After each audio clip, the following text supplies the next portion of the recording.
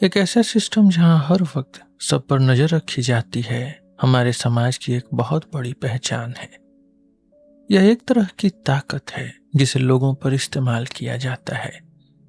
इसमें लोगों पर लगातार नजर रखी जाती है, उन्हें कंट्रोल किया जाता है, सजा या इनाम दिया जाता है और उन्हें सुधारा जाता है। सुधारने का मतलब है कि लोगों को समाज के कुछ तय नियमों के हिसाब से ढाला जाता है। ये 3 हिस्से, नजर रखना, कंट्रोल करना और सुधारना, हमारे समाज में ताकत के खेल का सबसे जरूरी हिस्सा लगते हैं, जो आज हमारे बीच मौजूद है।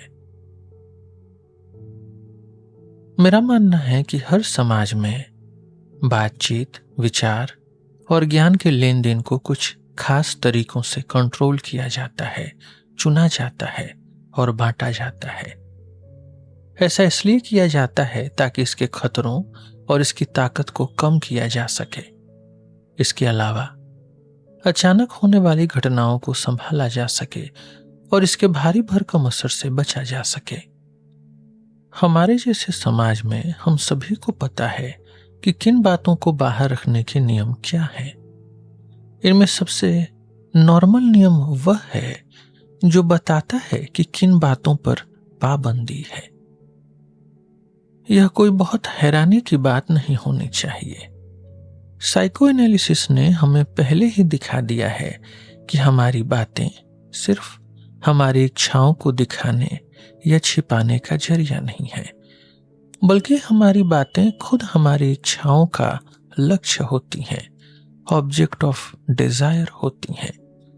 इसी तरह इतिहास बताने वालों ने भी हमेशा यह जोर देकर कहा है कि बातें सिर्फ झगड़ों या दबदबे को बयान नहीं करती। सच तो यह है कि इंसान के झगड़े होते ही बातों के लिए हैं, लेकिन हमारे समाज में बातों को बाहर करने का एक और तरीका है। यह कोई पाबंदी नहीं है, बल्कि एक बंटवारा और तिरस्कार है। मेरे कहने का मतलब है समझदारी और पागलपन के बीच का फर्क। बातचीत को कंट्रोल करने के 3 बड़े सिस्टम हैं। पहला, जिन शब्दों पर पाबंदी है। दूसरा, पागलपन का बंटवारा।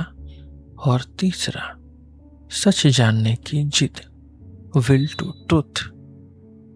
मैंने सबसे ज्यादा इसी तीसरे हिस्से के बारे में बात की है, सच जानने वाली, विल टू ट्रूथ की। इसके पीछे एक अच्छी वजह है। सदियों से पहले दोनों तरीके धीरे धीरे इस तीसरे तरीके की तरफ बढ़ते रहे हैं। ऐसा इसलिए क्योंकि सच जानने की इस जिद ने बाकी दोनों को अपने अंदर मिलाने की कोशिश की है, ताकि वह उन्हें बदल सके और उन्हें एक मजबूत आधार दे सके, एक मजबूत फाउंडेशन। ऐसा इसलिए है क्योंकि पहले दोनों तरीके कमजोर पड़ रहे हैं, जबकि सच जानने की जिद हर दिन और ज्यादा मजबूत और गहरी होती जा रही है। सच्ची बातचीत, जो अपनी बनावट के कारण इच्छाओं और ताकत से आजाद लगती है, वह कभी भी सच जानने की उस जिद को नहीं पहचान पाती जो उसके अंदर रची बसी है।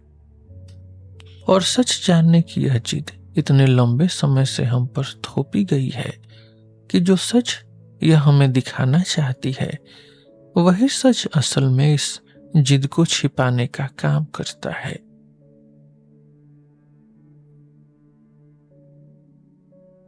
मेरा मानना है कि हम नियमों के एक और समूह को अलग कर सकते हैं, एक और ग्रुप को अलग कर सकते हैं।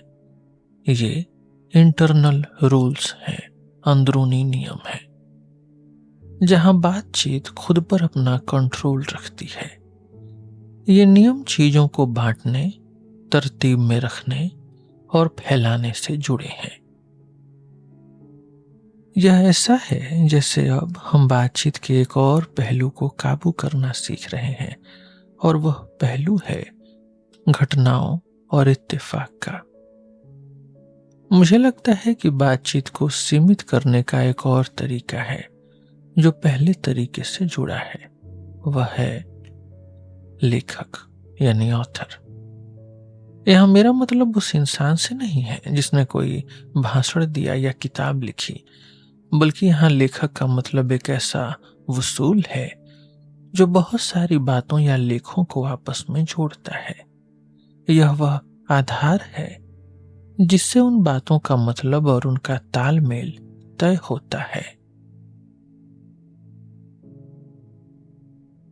जाहिर है, इस बात को झुठलाना बेवकूफी होगी कि जो लोग लिखते हैं और नई चीजें बनाते हैं उनका कोई वजूद नहीं है।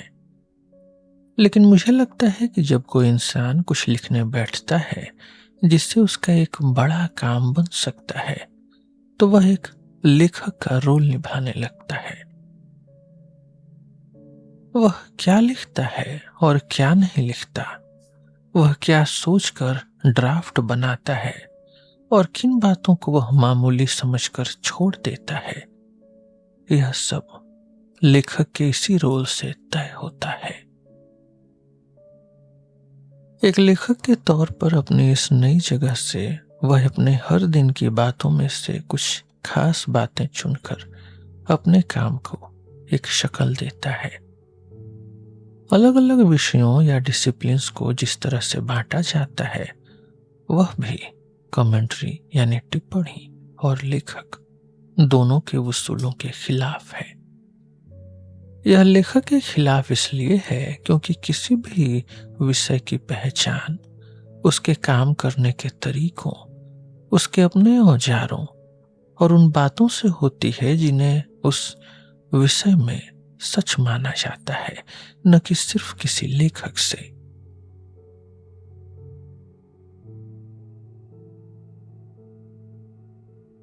ये विषय असल में बातचीत और ज्ञान को बनाने में एक कंट्रोल सिस्टम का काम करते हैं। ये अपने नियमों को बार बार लागू करके यह तय करते हैं कि किस बात की क्या हद होगी। मुझे लगता है कि बातचीत को कंट्रोल करने के लिए नियमों का एक तीसरा समूह भी है। इससे यह तय होता है कि कौन बोल सकता है और कौन नहीं। कोई भी इंसान किसी खास विषय पर तब तक बातचीत में शामिल नहीं हो सकता जब तक कि वह कुछ शर्तें पूरी न करे या उसके पास सही काबिलियत न हो, सही क्वालिफिकेशंस न हो। साफ शब्दों में कहें तो बातचीत के हर हिस्से में हर कोई नहीं जा सकता। कुछ हिस्से ऐसे हैं जहां जाने की मनाही है, वहीं कुछ हिस्से ऐसे भी हैं जो सबके लिए पूरी तरह खुले हैं और वहां कोई रोक टोक नहीं है। हर पढ़ाई लिखाई का सिस्टम असल में एक राजनीतिक तरीका है। इसके जरिए यह तय किया जाता है कि बातचीत और ज्ञान पर किसका कब्जा होगा और इसके साथ जो ताकत आती है वह किसे मिलेगी।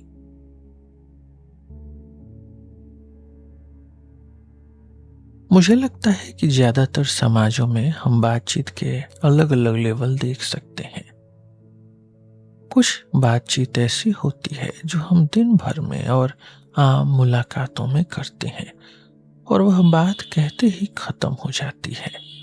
लेकिन कुछ बातचीत ऐसी होती है जिससे कई नई बातें जन्म लेती हैं। इन्हें बार बार दोहराया जाता है, बदला जाता है या उन पर चर्चा की जाती है। सीधे शब्दों में कहें तो यह वह बातचीत है जो एक बार कही जाती है लेकिन लंबे समय तक जिंदा रहती है और बार बार कही जाती है। पश्चिमी देशों की सोच ने हमेशा यह कोशिश की है कि विचार और शब्दों के बीच इस बातचीत को कम से कम जगह मिले। ऐसा लगता है कि उन्होंने यह पक्का कर दिया है कि बातचीत सिर्फ सोचने और बोलने के बीच का एक छोटा सा हिस्सा लगे। यानी या तो बातचीत को ऐसा माना जाए जैसे विचार ने शब्दों के कपड़े पहन लिए हों, या फिर भाषा के ढांचे का इस्तेमाल करके बातों का कोई खास मतलब निकाला जाए। चाहे वह किसी भी तरह की फिलॉसफी हो, उनमें बातचीत को सिर्फ एक काम माना जाता है। किसी में इसे सिर्फ लिखने का काम माना जाता है, किसी में पढ़ने का, और किसी में विचारों के लेन देन का। इस लिखने, पढ़ने और लेन देन में हमेशा सिर्फ निशानों का ही इस्तेमाल होता है। इस तरह बातचीत असल में खुद को मिटा देती है और पूरी तरह से सिर्फ एक इशारा बनकर रह जाती है। जांच पड़ताल का एक हिस्सा क्रिटिकल होता है, आलोचनात्मक होता है। यह हिस्सा बातचीत को घेरने वाले सिस्टम को समझता है। यह देखता है कि कैसे बातों को तरतीब में रखा जाता है, बाहर किया जाता है या सीमित किया जाता है। शब्दों से खेलें तो कह सकते हैं कि यह जानबूझकर एक तरह की लापरवाही दिखाता है। इसके उलट जांच पड़ताल का दूसरा हिस्सा इतिहास से जुड़ा होता है। यह देखता है कि बातचीत असल में बनती कैसे है। यह इसकी अपनी बात मनवाने की ताकत को समझने की कोशिश करता है। यहां ताकत का मतलब किसी चीज को नकारने से नहीं है, बल्कि नए विषय बनाने से है, जहां हम तय कर सकें कि क्या सच है और क्या झूठ।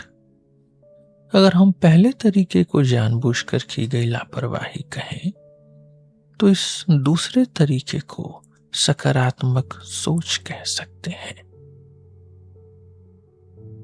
सच्ची बातचीत, जो अपनी बनावट के कारण इच्छाओं और ताकत से आजाद लगती है, वह कभी भी सच जानने की उस जिद को नहीं पहचान पाती जो उसके अंदर रची बसी है। और सच जानने की यह जिद इतने लंबे समय से हम पर थोपी गई है कि जो सच यह हमें दिखाना चाहती है, वही सच असल में इस जिद को छिपाने का काम करता है।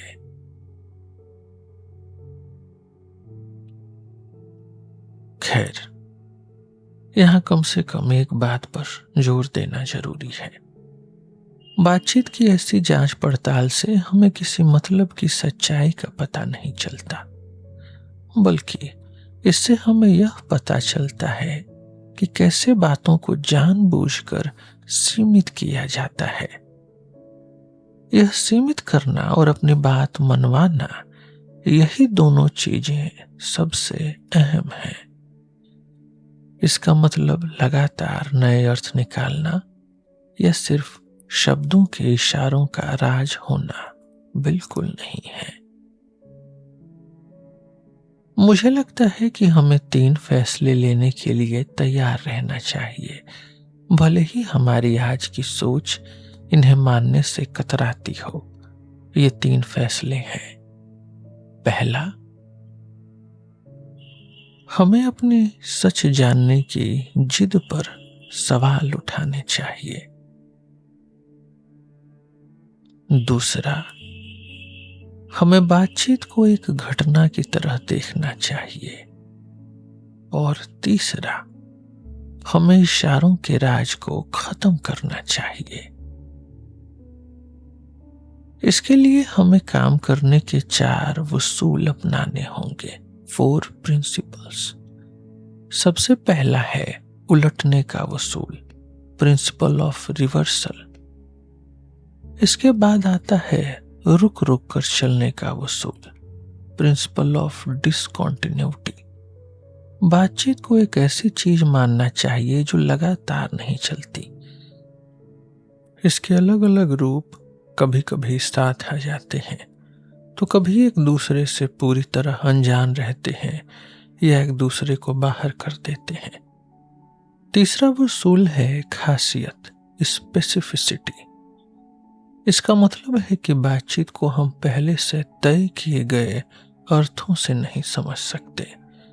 हमें यह मानना होगा कि बातचीत एक तरह की जबरदस्ती है जो हम चीजों पर करते हैं, या कम से कम यह एक ऐसा तरीका है जिसे हम चीजों पर थोपते हैं। चौथा उसूल है बाहरी दिखावट। इसका मतलब है कि हमें बातचीत के अंदर छिपे गहरे अर्थों या विचारों को ढूंढने में नहीं उलझना चाहिए। इसके बजाय हमें बातचीत को वैसा ही देखना चाहिए जैसा वह बाहर से दिखती है। हमें उन बाहरी वजहों को खोजना चाहिए जिनसे यह बातचीत शुरू होती है और जो इसकी हदें तय करती हैं। मैं विचारों के इतिहास में जो एक छोटा सा बदलाव लाना चाहता हूं, उसका मकसद यह खोजना नहीं है कि किसी बात के पीछे क्या मतलब छिपा है, बल्कि इसका मकसद बातचीत को एक के बाद एक होने वाली घटनाओं की तरह देखना है। मुझे लगता है कि मेरे इस छोटे और शायद खटकने वाले तरीके से हम लोगों की सोच की जड़ों में कुछ नए विचार डाल सकते हैं, जैसे कि इत्तेफाक यानी चांस, रुकावट यानी डिसकॉन्टिन्यूटी, और असल दुनिया की सच्चाई यानी मटेरियलिटी।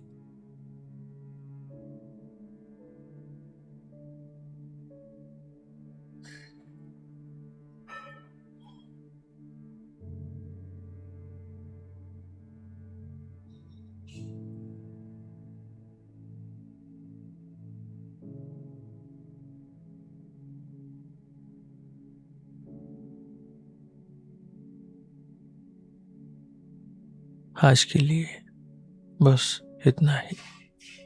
हम फिर मिलेंगे आपसे एक नए एपिसोड में एक नए टॉपिक के साथ।